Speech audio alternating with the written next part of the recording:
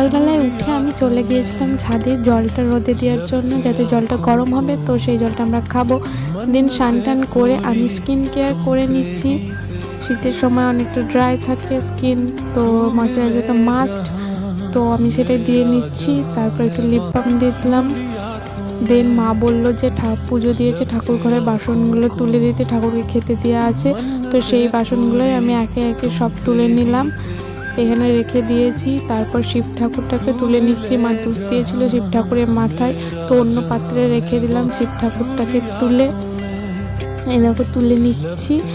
তারপর আমি সাইড করে রেখে দিলাম শিব ঠাকুরটাকে নিজের জায়গায়। দেন তারপর আমি একটু প্রণাম করে নিলাম, প্রণাম করে আমি ঠাকুর ঘর থেকে বেরিয়ে আসলাম।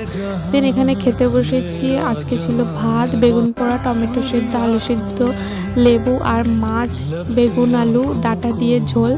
তো আজকের এইটুকু।